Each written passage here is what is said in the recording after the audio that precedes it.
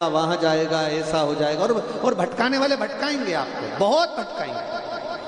कोई कहेगा ये दोष लग गया, कोई कह गया वो दोष लग गया, कोई कहेगा तुमको ये तकलीफ हो गई, कोई कहेगा तुमको वो तकलीफ हो गई। पर एक बात याद रखना, दुख मेरे राम जी को भी आया, दुख माता जानकी जी को भी आया, दुख मेरे कृष्ण को भी आया, दुख मेरी राधा रानी को भी आया, दुख रुक्मणी रानी को भी आया, दुख सत्यभामा को भी आया। तो हम भी तो वही हैं, हमको भी आएगा। पर क्या राम जी भटके थे? क्या भगवान कृष्ण भटके थे? क्या करा? जब राम जी के जीवन में दुख आया तो उन्होंने शिवलिंग की स्थापना की, शंकर जी का पूजन करा। समुद्र नहीं मान रहा तो भी शिव की आराधना कर रहा है, वनवास मिल गया तो भी शिव की आराधना कर रहा है, शंकर भगवान की पूजन कर रहा है। क्यों? नहीं तो वो किसी से पूछ लेते कि महाराज जी बता दो हमारा दुख कैसे मिटेगा, कोई विद्या हो तो बता दो। और राम जी के पास में कितने सारे संत, कितने गुरु थे, किसी के पास गए नहीं। उनने शिवलिंग की स्थापना करी, पूजन करी, आराधना करी। भगवान शंकर उनके लिए मार्ग प्रशस्त करते चले गए और पार होता। भगवान कृष्ण ने एक शादी नहीं करी, 16,108 रानियां भगवान कृष्ण की थी। एक औलाद नहीं हुई भगवान कृष्ण के यहाँ, संतान नहीं हुई भगवान कृष्ण के यहाँ। बिलक पड़े, रो पड़े, गर्गाचार्य बाबा जी को बुलवाया, मेरी 16,108 रानियां, संतान नहीं है, आप कृपा कर दो। गर्गाचार्य बाबा ने कहा तू चिंता मत करो। भगवान कृष्ण से कहा तुम एक रानी के साथ बैठकर शिव जी का अभिषेक 11 दिन तक करो। एक एक रानी के साथ भगवान कृष्ण 11 दिन तक अभिषेक करते रहे। जब 11 दिन तक एक रानी के साथ में अभिषेक किया भगवान कृष्ण ने, शिव जी प्रसन्न हो गए, वर दे दिया, तुमने 11 दिन तक मेरा अभिषेक करा है, एक रानी के साथ बैठकर 11 दिन तक अभिषेक करा, इसलिए तुम्हारी एक रानी से 11 संतान होगी, 10 छोरा 1 छोरी, 1,77,186 भगवान कृष्ण के बच्चे हुए। शिव की, ये भगवान शंकर की करुणा से हुए, कृष्ण की कृपा, भगवान शिव की कृपा से। वो भटके नहीं, किसी इधर उधर जाके उन्होंने नहीं पूछा कि हमको ये दुख आ गया। तो दुख काटने का एक ही तरीका है, एक लोटा जल। अब ये पत्र में भाई ने लिखा है कि इतना झंझोड़ दिया कि लाले पड़ गए, किराया नहीं दे पाते, दुकान नहीं चलती, ताले लग गए, सब तरह से जब परेशान हो गए, तब टीवी पर शिव महापुराण की कथा एक बार चैनल बदलते बदलते सुनी। हम काशी के निवासी हैं, बाबा के धाम के हैं, शंकर हमारे हृदय में हैं, पर जो विश्वास कथा के माध्यम से जगाया वो विश्वास उस दिन जाग गया। दुख हमें आया, कोई दूसरा नहीं काटेगा।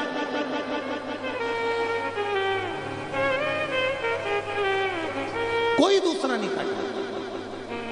दुनिया का सबसे बड़ा अगर कोई हम कहें कि कोई विद्या में भी है, तंत्र में भी है, मंत्र में भी है, अघोर में भी है, बैठा है, तो वो मेरा शमशान में रहने वाला देवाधिदेव। कौन समझा? अब कामदेव को भेजा शिव जी की समाधि तोड़ने के लिए।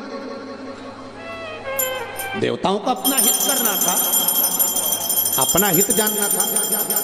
शंकर भगवान का किसी से बैर नहीं है, शिव जी का किसी से बैर नहीं है, पर वो बैर शंकर भगवान का नहीं है, पर देवताओं का बैरी है। इसलिए देवताओं ने शिव जी की समाधि को, साधना को तोड़वाना चाहिए।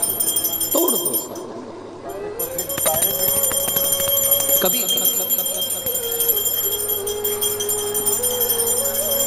कभी हम मंजिल तक नहीं पहुंचे। कारण क्या होता है? हम भटक जाते हैं।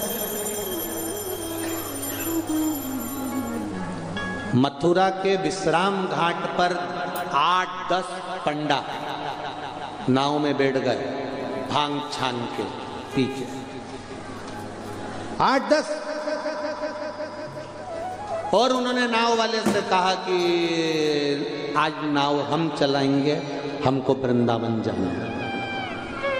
मथुरा के विश्राम घाट से चले, नाव पे बैठे, पतवार ली और नाव उन्होंने खेना चालू करी।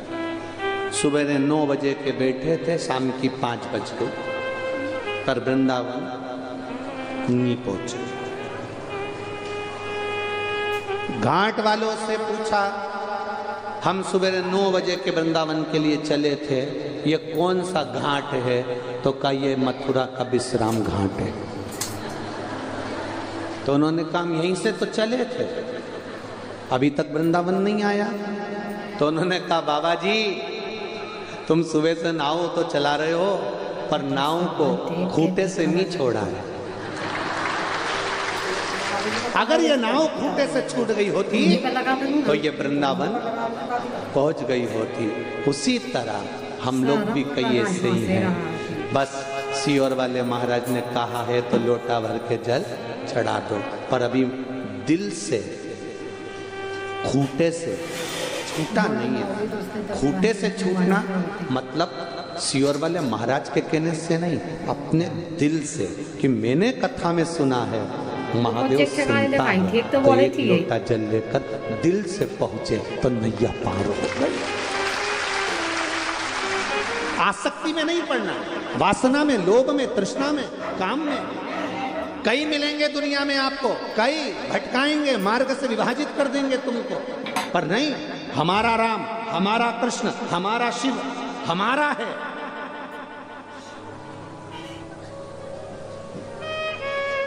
भटक रहा है संसार, भटक रहा है।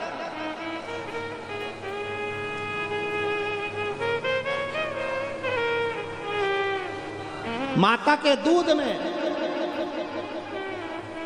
और थैली के दूध में क्या अंतर होता है?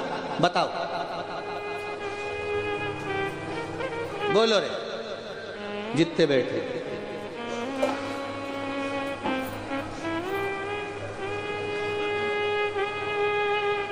माता के दूध में और थैली के दूध में क्या अंतर होता है?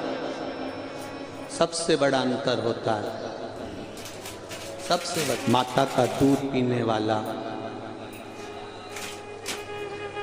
रामायण को पढ़ता है, थैली का दूध पीने वाला उसके पन्ने फाड़कर फेंक देता है।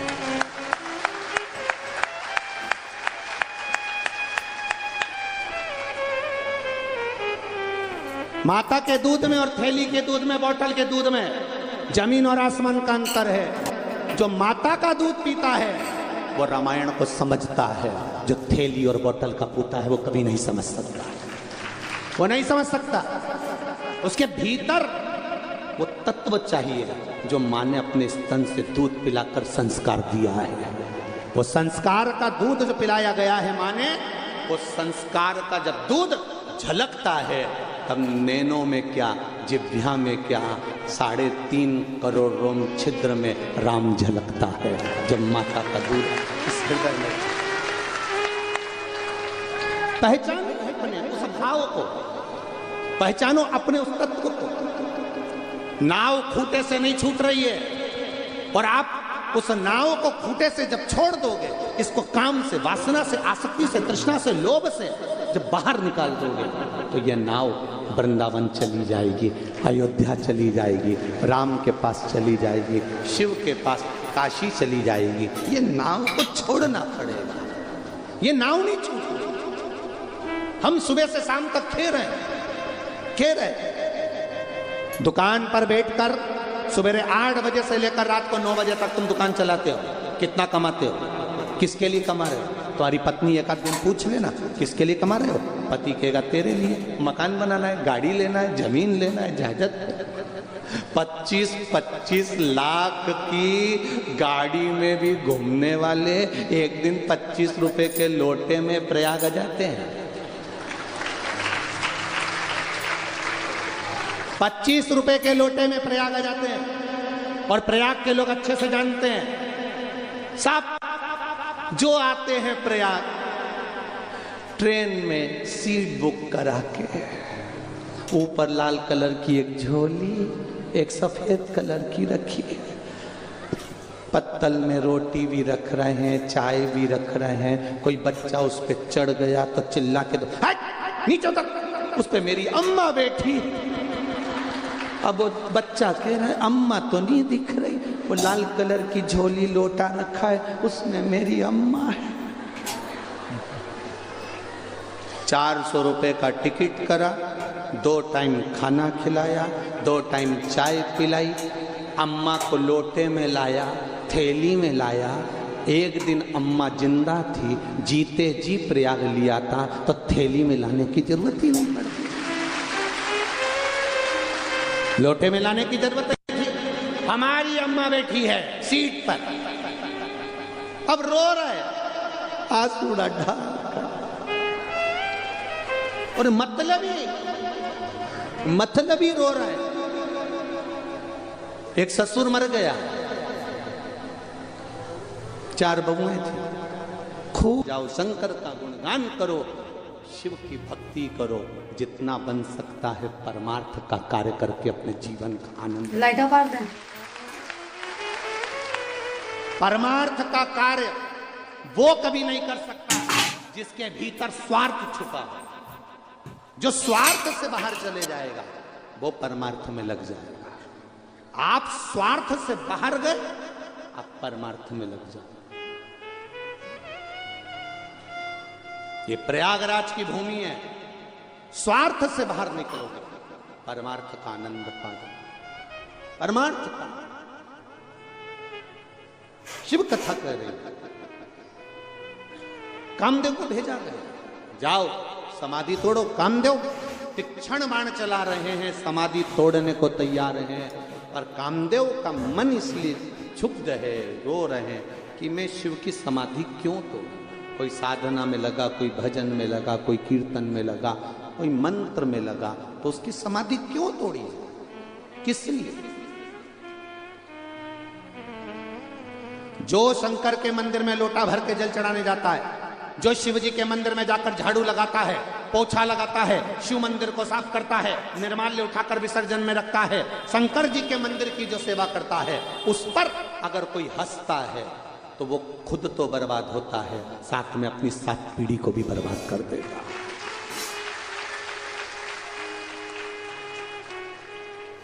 होते हैं कई लोग शंकर का गुणगान करने वाले। आप लोग भी लोटा भर के जल चढ़ाने जाते हो तो ए छोरा तेरी पत्नी को समझा ले, मुझसे मुंह मिला, मतलब उसको समझाया जाता। तो जब उसका नाम बीच में आ गया तो वो निपटेगा। उसका नाम बीच में आ गया, ये चली शंकर जी के मंदिर, बस अब तेरा क्या होगा कल। अब किसी से पूछा जाए कि किसी का दुख कम है, कोई तन दुखी, कोई मन दुखी, कोई धन बिन रहत उदास, तुलसी या संसार में सुखी राम का। सबसे ज्यादा सुखी है ये जितने बैठे हैं, संत साधु सन्यासी तपस्वी साधक उपासक महात्मा। और वो महात्मा जिनके भीतर आत्मा में परमात्मा बैठा है, वो महात्मा जिनके भीतर अगर कहीं लोभ फंसा हुआ है, आसक्ति फंसी है, तो वो भी सुखी है, प्रसन्न। आज ही महाराज जी से कह रहे थे, अगर 1 महीना प्रयागराज में आपके साथ रुक जाते तो 5 किलो वजन हमारा ज्यादा हो जाता। आप इतने प्रसन्न रहते हो और इतनी प्रसन्नता की बातें करते हो संत में, और जो जो संत आपके पास में आता है आप उसी के साथ प्रसन्न हो जाते। ऐसा नहीं कि कोई दिखावा हो या कोई दिखा रहे हो, ना, बस अलमस्ती, अलमस्त। ये मस्ती है, ये आनंद है, ये सुख है।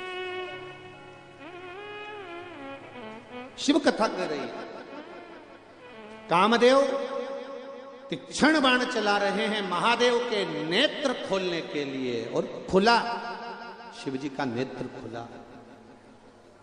जो नेत्र खुला, कामदेव जल